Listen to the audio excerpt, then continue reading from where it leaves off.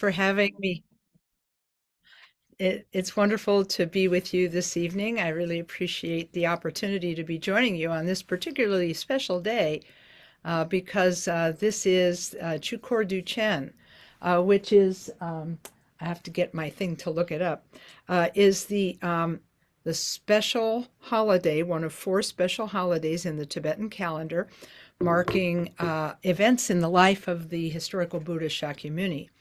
And this particular day is called Chu Kor, Chokor, Chu Kor Du Chen. Du Chen means sacred time or great occasion. And the Chu Kor, Chu means Dharma and Kor means wheel. So this particular day is the day that the Buddha turned the wheel of Dharma for the first time, giving the teaching that became known as the Four Noble Truths. So I figured, wow, what a great day to be sharing Dharma on a day like this. It's said that these particular times of the year, these particular days, have special significance, and that it's a really, really good day to do Dharma practice, as the positive and negative effect of action are multiplied many hundreds, and sometimes they say even thousands of times on a day such as this. So it's a great day to do practice. So I'm really glad you were here doing some practice before we joined, and I'm just really thrilled to have this opportunity. On top of that, my Tibetan horoscope for today told me that this is also this is, I guess we call it a trifecta. It's Chukor Du Chen, it's a Drupjor, and it's Jalfur Drupjor. So what this means is it's super special. So it says here, the Drupjor is an auspicious combination that happens with today's planet and today's lunar constellation that enhances the potential for accomplishment and enrichment. So it's usually a day that's considered to be good to do things on, to do practice, and also to do virtuous things of all kinds. And the Jalpur Drupjor is considered a highly auspicious day. It's the special kind of Drupjor, resulting from the lunar constellation Jal, which is like king, falling on, or victorious, falling on a Thursday, which is associated with the planet Jupiter. It is a propitious day when rituals, oh, I love it, to prosperity bodhisattvas are done, to increase prosperity and esteem that one enjoys and support good health and happiness. So I love it when a plan comes together. I love it when coincidences come together to bring us together to do Dharma on a special day. So I want to wish you a happy day, and I hope, see, because you have more hours of daylight than I have right now, so you can do more practice today. So that's terrific. Okay, so we are still working our way through this little tiny book, A Guide to Shamatha and Vipashyana Meditation. And last time, we said that tonight we would start covering Chapter 4, which is bringing obstacles onto the path. And so we've talked a little bit about the different problems that can occur in meditation, mostly agitation and torpor. So we talked a little bit about that last time, and talked about how torpor can be dispelled by making oneself cooler, making one's body cooler, by eating lighter before you meditate, for example. Eating heavy before you meditate kind of makes you torporous or sleepy. And then also you can use one of the visualizations in Khenpo Karthar Rinpoche's book, Dharma Paths, where he talks about when you're feeling sleepy, you can imagine that light comes, that your breath comes out as white light going up into a shaft of light in the sky, and then coming back and illuminating your body with light. We also talked about agitation. and how agitation can be dispelled by keeping your body a little warmer, eating a little heavier before your meal, before your meditation, and also using one of the visualizations. It's in Khenpo Rinpoche's book, where he explains that you can send the breath out and down into a shaft in the earth. You imagine that there is a shaft of darkness going down into the earth in front of you, and your breath goes down into the shaft, comes up as darkness, and I know this sounds weird, illuminates your body with darkness. The idea is that by thinking of darkness and downwardness, one can calm an agitated mind. And thinking light and up can lift a torporous mind. So we talked a little bit about that last time. So tonight we're going to talk about other obstacles that can arise on the path. So again, we'll start with what Thrangu Rinpoche has to say about this. He says, so far, he said, I have explained the practice of shamatha, which is how we can calm down our coarser thoughts and disturbing emotions. Then, he says, I explained the practice of Vipashyana, which is how to see the nature of our mind and thus eradicate negativities and increase our positive qualities. Generally speaking, we can divide phenomena as being false or confusing, and phenomena as being true and clear.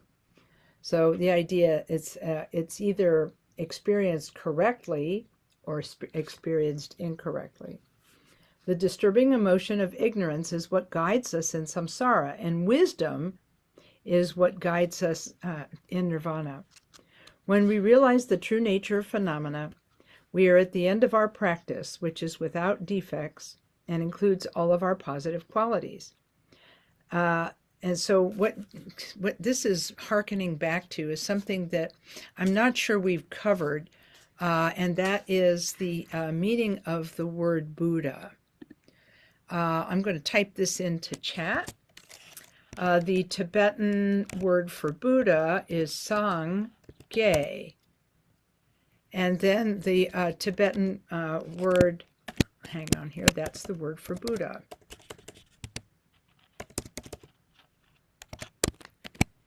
And then the word for enlightenment is Jang Chup.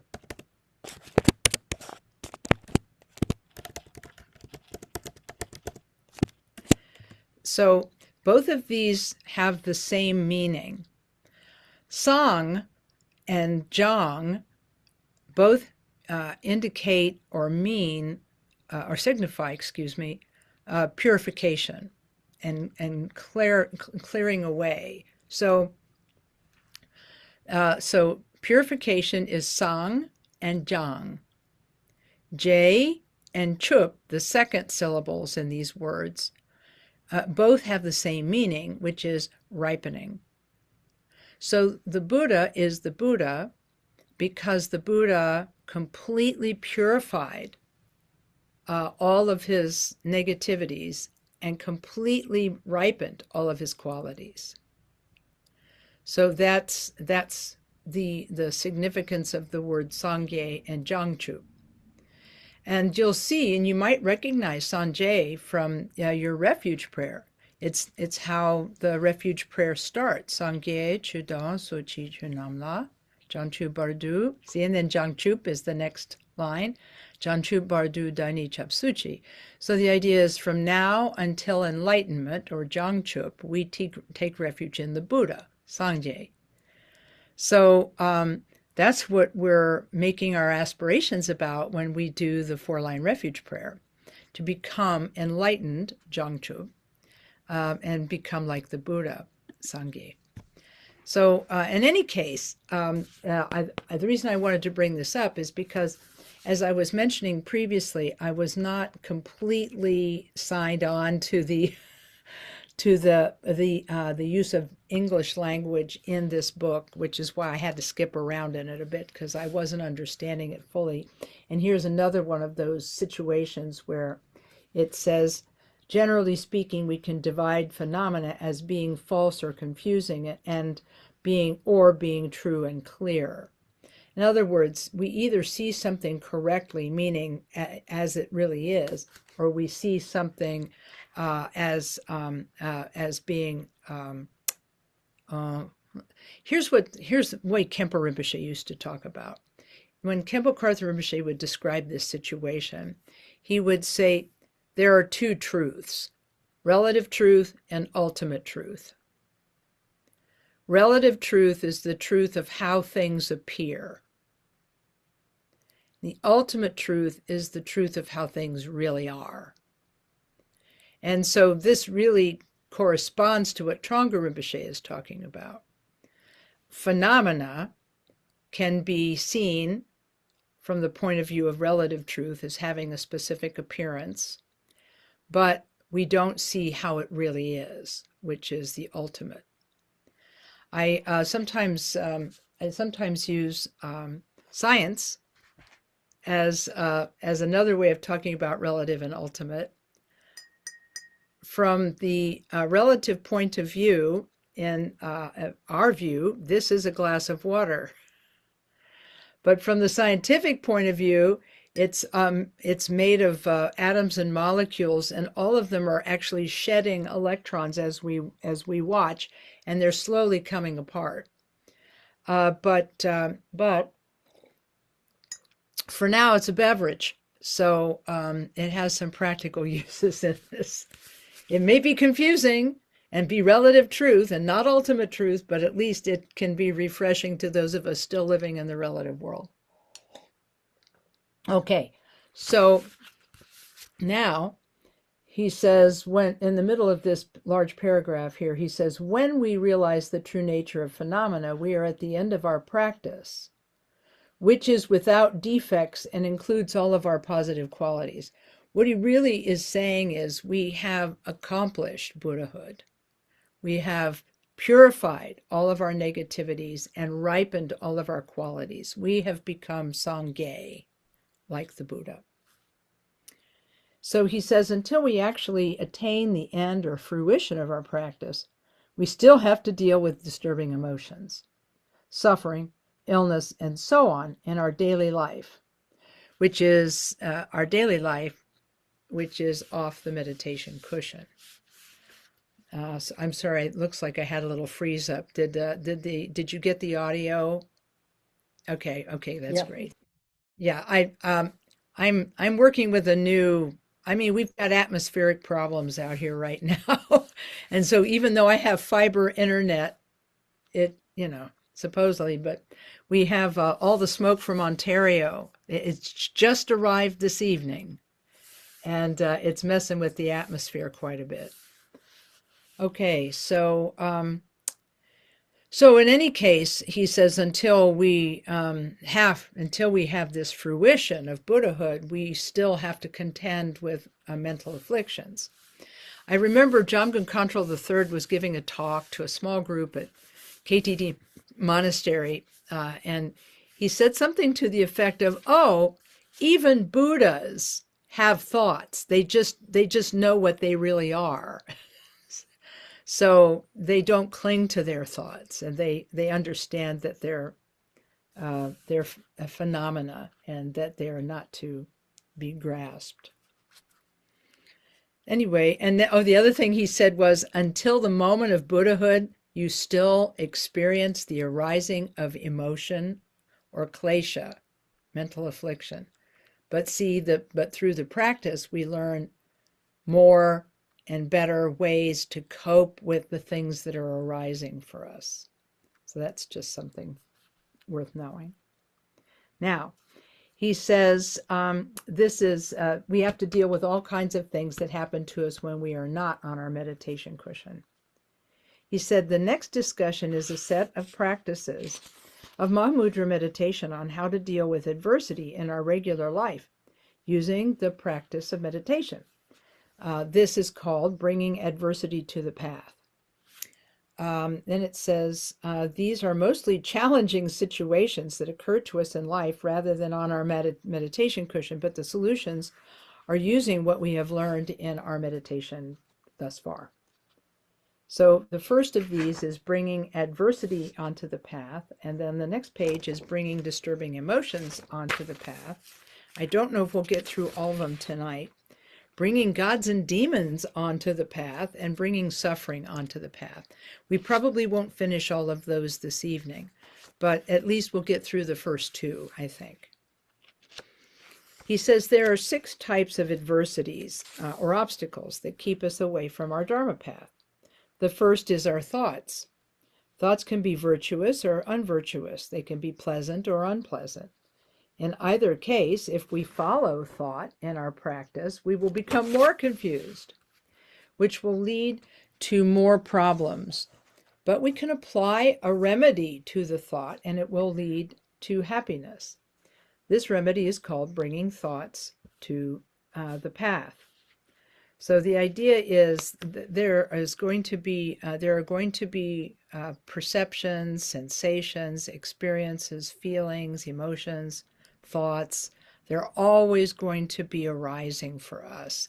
And I think what we have to do in our practice is find ways to relate to these things that are continuously arising with, I guess you could say, a long perspective. The idea is to step back from taking everything personally and grasping onto everything that's happening and taking it to heart, and finding a way to be with what we are experiencing without grasping it in ways that causes pain and suffering. So this will be explained a little more as we go through. He says, while we are meditating, a thought will arise. It could be a weak thought or an intense thought, a virtuous thought or an unvirtuous thought. In any case, the remedy is the same. We need to recognize that the thought has arisen. And once we recognize the thought and that the thought is there, we need to apply an antidote to that thought. However, there is no actual remedy for eliminating thoughts, so you can't get rid of them. Instead, we can recognize that a thought has arisen and then analyze the thought, asking questions such as, where did that come from? What color is it? Where is it located? Which in the previous part of the book was already extensively explained.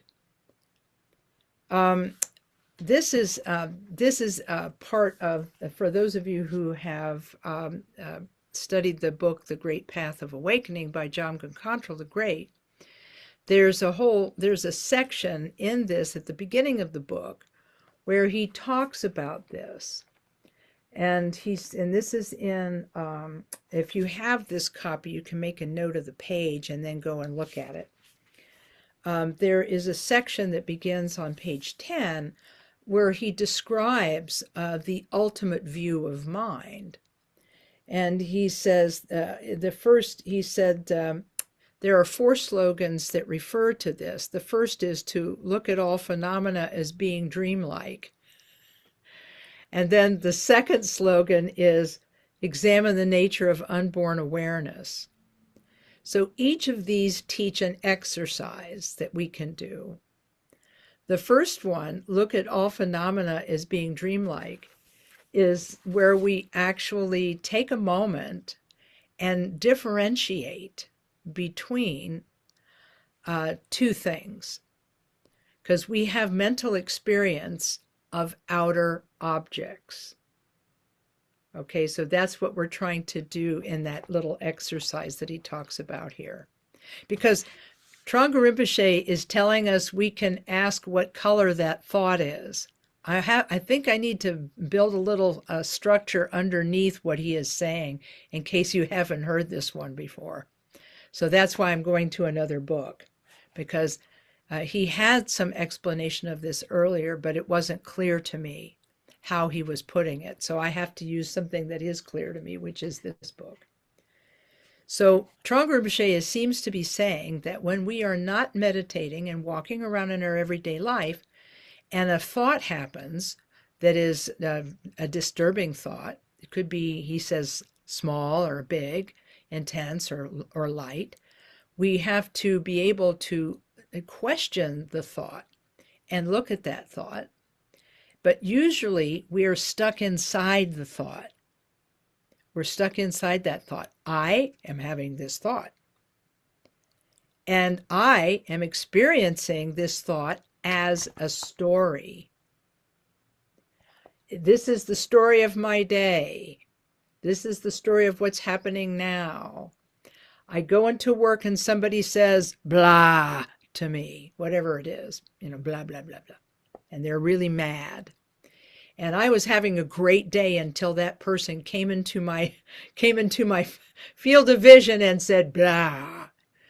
And then I suddenly started having a bad day. Why? Because I took what that person was saying, I grasped it, and I tried to fit it into the story of my day, where I am supposed to be having a good day and you blew it. You ruined it for me, you other person who just came into my world telling me blah, so, and we don't usually have the presence of mind to interrogate an emotion when it arises, because we're so used to grabbing hold of them, taking them on, and acting them out. So we have to find a way to build some space in between these experiences. It starts with shamatha, where we're taught, we're strengthening our muscles of letting go of thought in shamatha, where we have a thought, we touch it, we let it go, and we return to the breath or to our object. And see, when we let go of that thought, that in meditation, when we're sitting in the quiet of our seat, it's easy to notice a thought, easy to touch it and let it go, and easy to return. But that doesn't make it easy when we're going into the workplace and somebody goes blah to us, because we're not ready for it. And so we immediately grasp onto that and think of it as real. Remember, he said some phenomena are false and some phenomena are true. And this is what he's talking about. We immediately misunderstand and mistake the situation and plug it into the story of our day. And then we begin to get angry at somebody, and we begin to make our life and situation, our mind and situation, more cluttered and worse. So quiet sitting meditation is one way to exercise the muscles of letting go of something. Another way is by using these analytical slogans. Think of all phenomena as dreamlike. And then he gives you an exercise to do. That's in Great Path of Awakening on page 10. He says, take a look around you and see everything that is out there. He said, this world is full of objects that we grasp at with our senses. And so when Khenpo Karthar Rinpoche talked about this differentiation, he said there is a difference between apparent objects, which are out there, outside of us, and appearances, which is how that object appears to us in our mind. So that's what this first exercise in Great Path of Awakening is about. It's about differentiating, just sitting for a moment and differentiating. I'm in my shrine room right now. I have a thangka behind me, but I also have one in front of me. And I can see that thangka. It's made of matter. It's made of atoms and molecules. It appears to be real. It appears to be solid. It appears to be permanent, real, and unchanging. But I know if I sit and look at it and consider its impermanence, and I consider its interdependence, I will know that it is only relatively here. And I am only relatively here also, but everything that I see that is an apparent object is not permanent, solid, real, and unchanging. It rather is impermanent and interdependent. And not just that, that's the first differentiation. Outer objects are impermanent, outer objects are interdependent. So that's step one of this analysis. Step two of the analysis is to look inside our own mind and realize the picture of that thangka that is appearing in my mind is not made of matter. It's only made of mind, so to speak. It's that often they use the example of the reflection of the moon in a body of water. That moon is still in the sky. It is not in that body of water, and yet it appears there. And that's how we experience things external to us. We experience them in our mind. The thangka painting that is there on my wall is made of matter, and it's interdependent and impermanent. But the thangka that's in my mind is only in my mind. It's only ever in my mind. If I were to close my eyes and imagine that thangka, I could imagine it. I would know that imaginary picture in my mind is an imaginary picture that is only happening in my mind. And if I were to go to sleep and dream that painting, I would know when I woke up that it was only happening in my mind. But this exercise is inviting us to consider.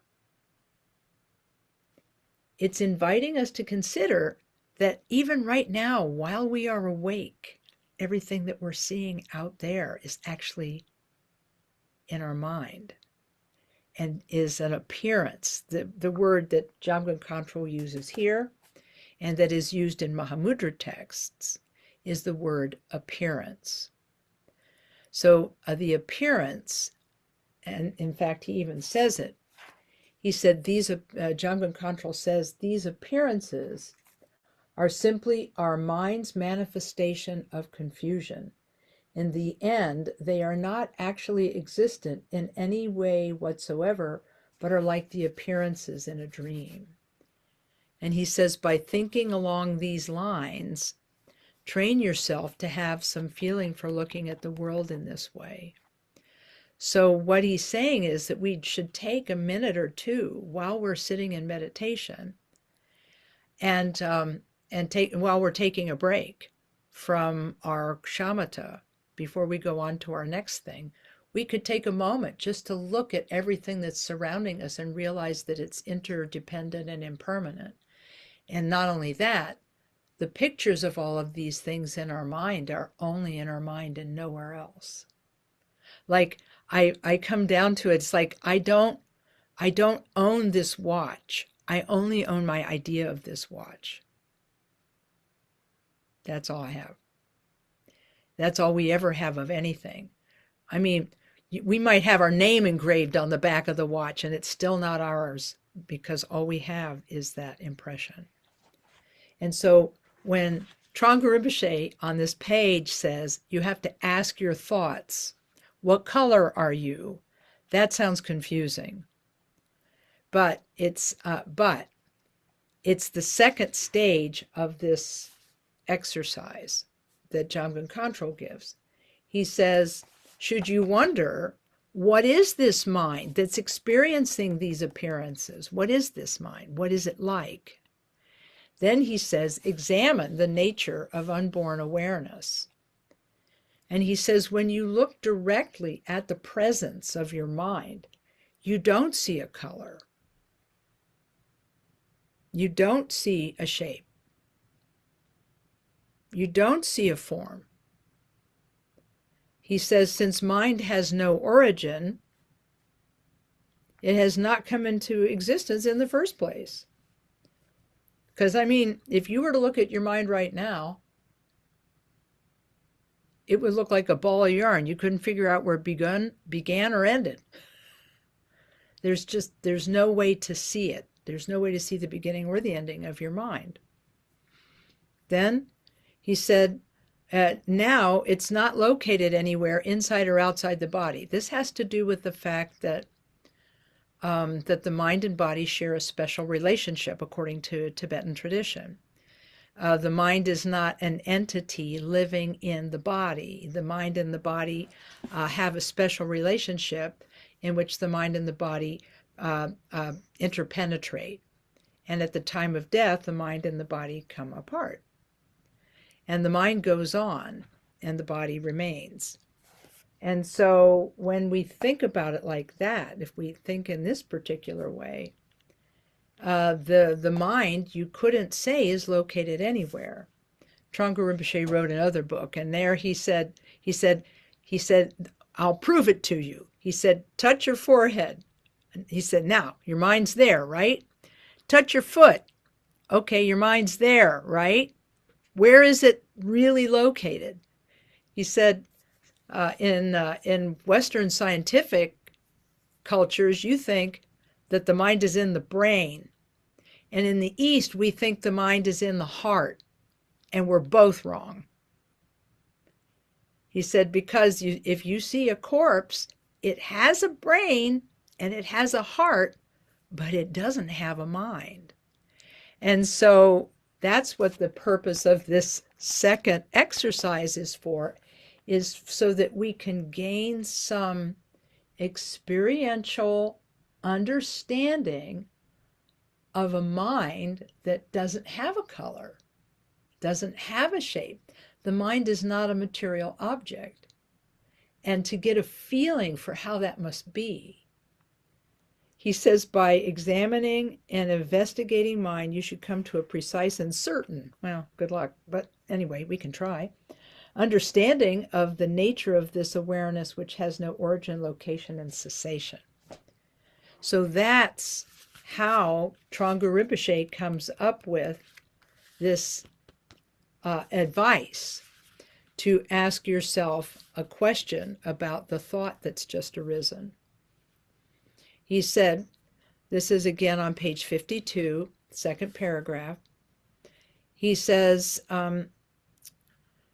instead, he said, there's no actual remedy for eliminating thoughts. You'll never get rid of them. They just keep coming up. So instead, we recognize that a thought has arisen and then look at it with our attention. We turn our attention to that thought. And when we turn our attention to that thought, we are no longer thinking it. Or shall we say, the thought is no longer thinking us. And what instead has happened is that we've stepped outside the thought and stepped outside that story of our day and looked at it as though from the outside. What is its color? What is its shape? Where did it begin? Where did it end? And we won't be able to find it. And in not finding it, we will come to an understanding that the thoughts, feelings, and emotions are only momentary experiences in the mind. Now, questions. What do you think? That's a lot. Questions. You have some curiosity about this? Have you tried this? I'd be interested to know. You can use your raise hand function. Lama Kathy? Yes. It's not so much I have a question, but since we've been talking about the mind and these things are only in our mind, we only have that impression. It brings me back to an earlier life where I would sail from the East Coast to the Caribbean in a small boat every year.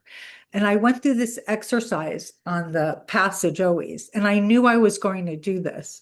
We're a small boat, and I mean, we're days and days from land in any direction. And the water, and as we always talk about the ocean, and I would start to look at everything, and I'd start to think about the ocean and the water and the vastness.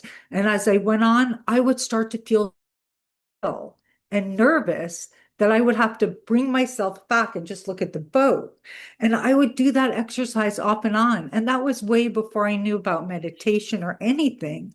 Mhm. And recently, since listening to us talk about our mind so much in many of our teachings, it's really brought that to the forethought of my mind a lot. Mhm. Just wondering if you have anything to add to that, to help me settle that. Yeah, well, that's really interesting because I do think, see, what's interesting is I was talking to the Canadian translator Yeshe Jamso one time, and he talked about this exact same experience.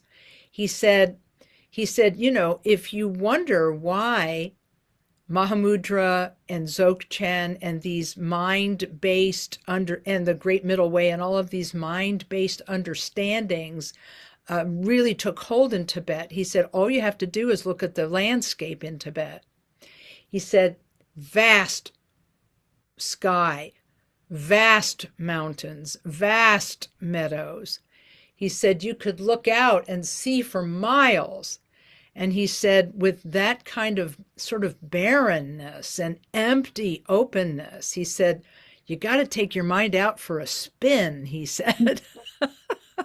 Yeah. So, so what he was trying to get at is what else do when we are in a vastness, whether we are looking at a big sky, the big ocean, the big sky and the ocean together, and that sort of the vastness of it, it really in a way triggers. I feel that what this is that it triggers the experience of mind itself being vast. Yeah, very much. Okay, like I have talked to I talked to a gentleman once who was had experienced a tragedy in his life. I don't need to go into that part, but he had really had he was deeply wounded by a tragedy in his life, and he went mountain climbing to help him cope. And he got to the top of a glacier, and he saw the vastness, and he sort of just like momentarily dissolved into it. Yeah. And he had what he would call a unity experience, like no subject, no object. Wow. Okay, which is very similar to what you're describing with Yeah. this ocean and waves, right? And then the sky. And I think that this is why some people do get discomforted. Some people do feel discomforted when in the ocean, in the open ocean. Yeah. Some people do feel actually discomforted in the desert. Right. They just feel from a almost from a spiritual point of view discomforted Yeah. because of the vastness. And I think that it's because it mirrors the vastness of our mind. And oh, by the way, back to the guy who went on top of the glacier and had this experience. He actually thought that it had to do with mountain climbing. And so he kept climbing mountains. Yeah. But if you learned how to meditate, you wouldn't have to climb mountains, and you wouldn't have to sail the ocean, because gradually, once we begin to understand how the mind functions and how we can let thoughts go and watch them disappear, then we can relax into that vastness. And some people ask, well, why in Tibetan Buddhism do you have these vast visualizations like mandalas and so forth, mandala palaces, like in White Tara? If you've ever done the practice of White Tara, it's like humongous. There's like a protection circle and a dome and and canopies and all of this kind of stuff. And why is it so vast? Because the mind is like that. Barter Rinpoche told me one time, because somebody asked him, why, when you do your mandala offering practice in the Mahamudra Nundro, why do you imagine that the sky is filled with offerings? Why Why do you think of the offerings as being as vast as the sky? And what Bardo Rinpoche said was, he said, our confusion and our wantingness is as vast as the sky. So why shouldn't our practice be the same? In other words, the wantingness is vast, but then so is mind.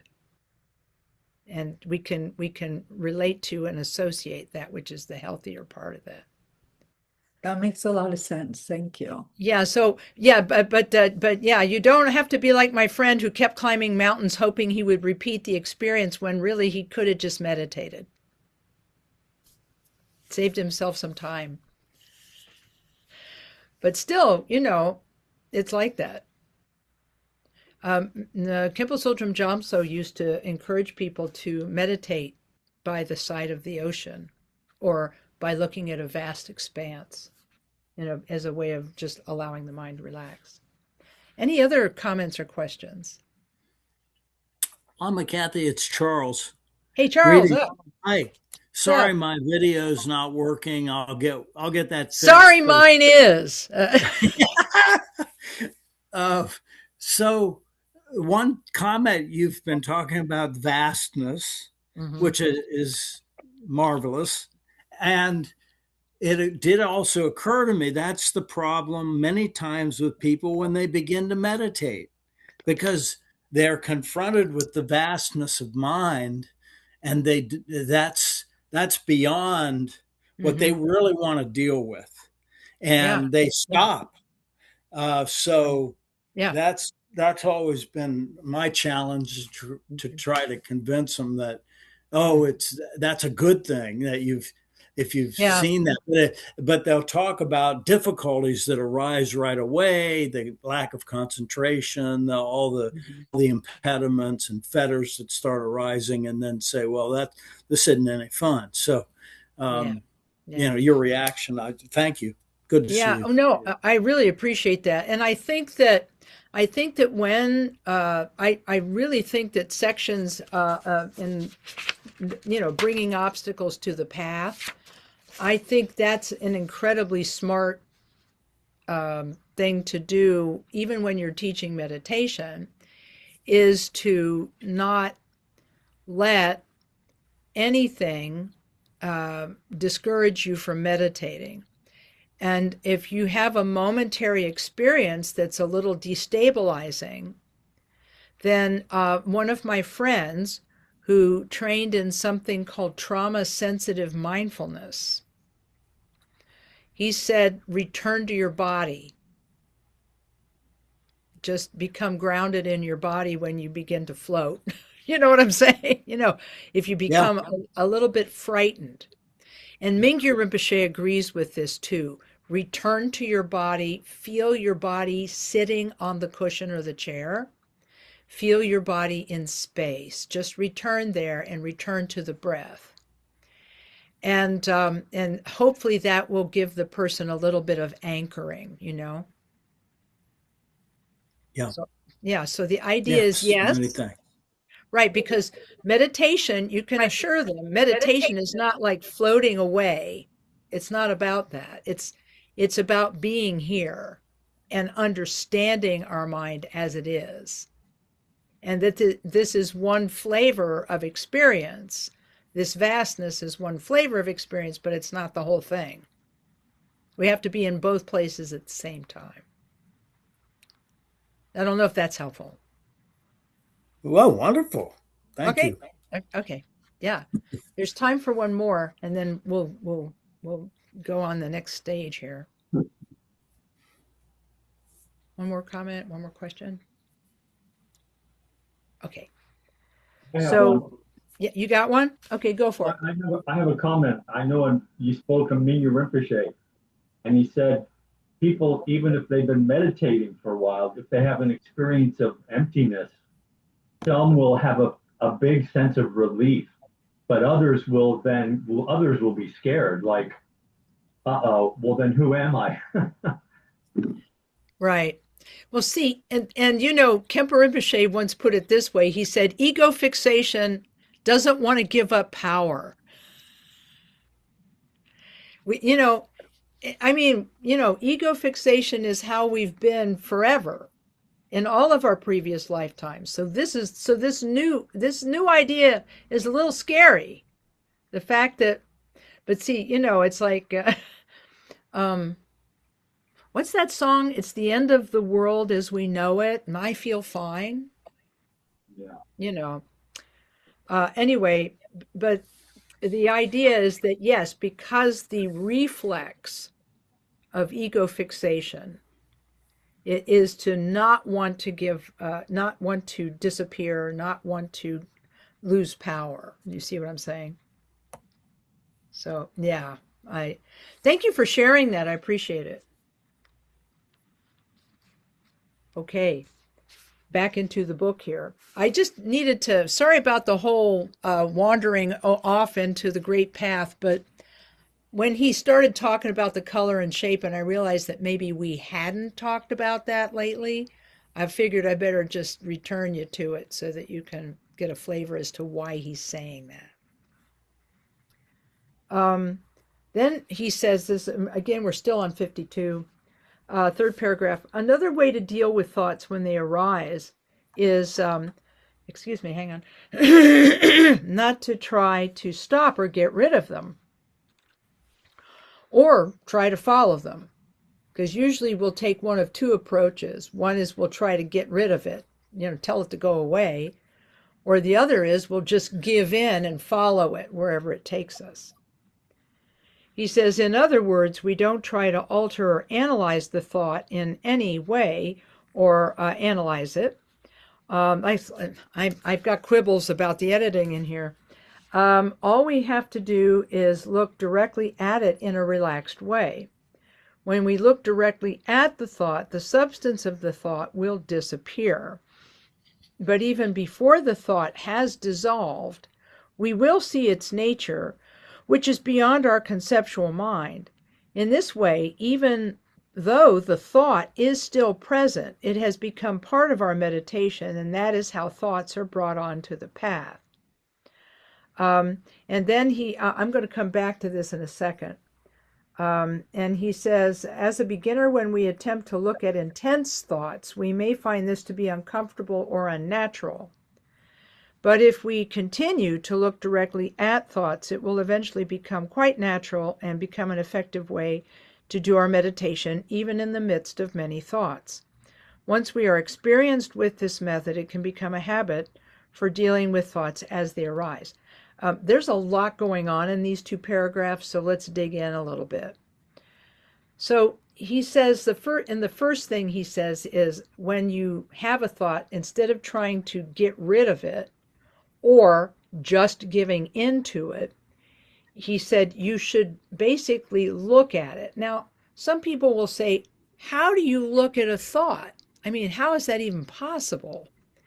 And the only way I can explain it is the phrase, turn your attention to the thought. You turn your attention to the thought, which means that you are, as I mentioned earlier, you are now outside of it. You are not in the story that it's telling you. You have stepped for a moment outside of that line of thinking. You've stepped out of it, and you're looking at it as though it were an object. And when you do that, it takes the wind out of its sails, because the power and energy of that thought it's feeding on our habitual ego fixated response. When I think about this, I feel mad. When I think about this, I feel sad. And things like that. So we have these habitual responses to our thoughts.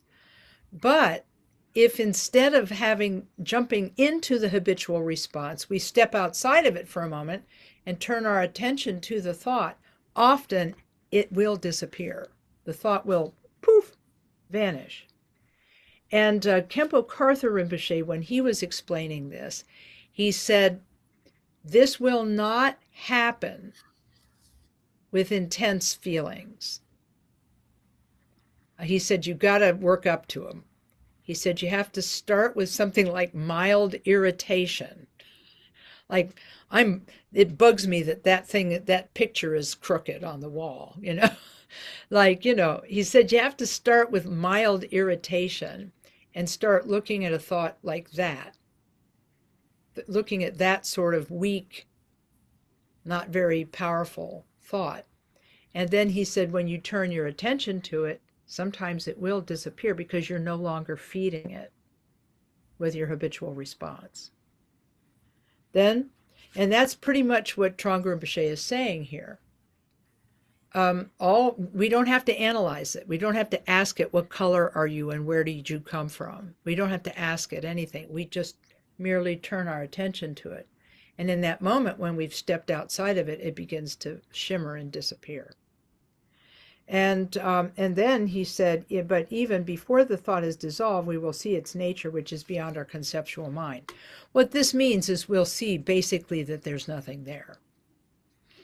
And that's what he's talking about, the moment of empty quiet that happens when a thought disappears. It's like the space that occurs between two thoughts. One teacher explained it this way. He said, if you think of thoughts like a wave in an ocean, that wave will rise, it will crest, and then it will go back into the sea. And so then that's what will happen with the thought. It will rise, it will crest, and then if we don't grab it or do anything with it, it will disappear. It will go back into the vast ocean of the mind. And so this is why he's saying we look at it in a relaxed way, because we don't have any goal other than to turn our attention to that thought. And by turning attention to it, we've stepped outside of it and it's begun to lose its power. And then he said it becomes part of our meditation. It's no longer out of control. And Khenpo Rinpoche did say there would be thoughts that would knock you over. And he said when that happens, he said then you can back up and use this first method that he's talking about, where you begin to ask the thought some questions. What color is the mind that's having this thought? What color is the thought? There are two ways to work with this. You either look at the thought as having a color or a shape, or the mind that's having that thought as having a color and a shape. I talk about it as like foreground and background. Foreground is the thought. What is it? And sometimes that works and sometimes it doesn't. For me, it's usually the background. Look at the mind that's having that thought. And when you do that, you have this moment of quiet that is that same moment as the moment when one thought has ended. That crest has fallen.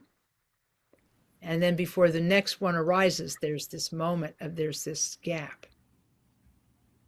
When one thought has risen and fallen, before the next one begins, there's a gap like that. So then he says, once we are experienced with this method, it can become a habit. And so unfortunately, because the time will have to stop here. But I think this was good for tonight, right?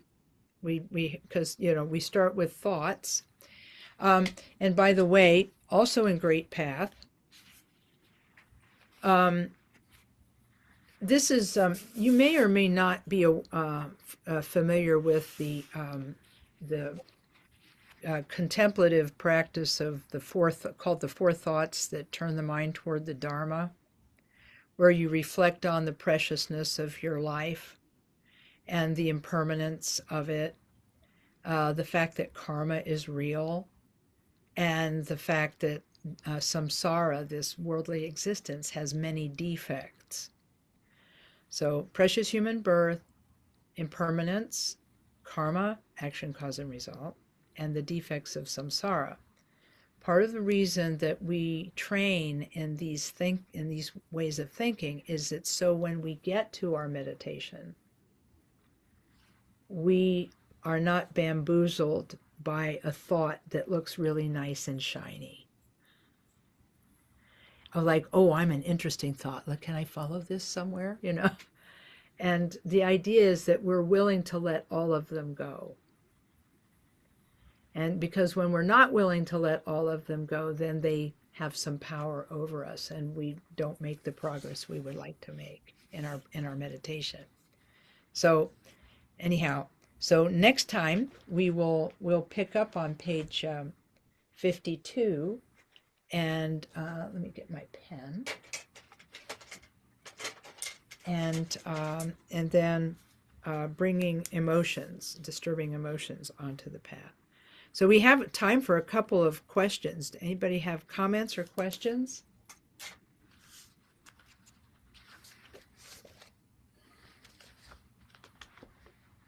Okay, well then that means we're at the end of our time this evening. I really thank you so much. This was fun to be talking about meditation on Chukor Duchen, the day the Buddha first turned the wheel of Dharma. How about that?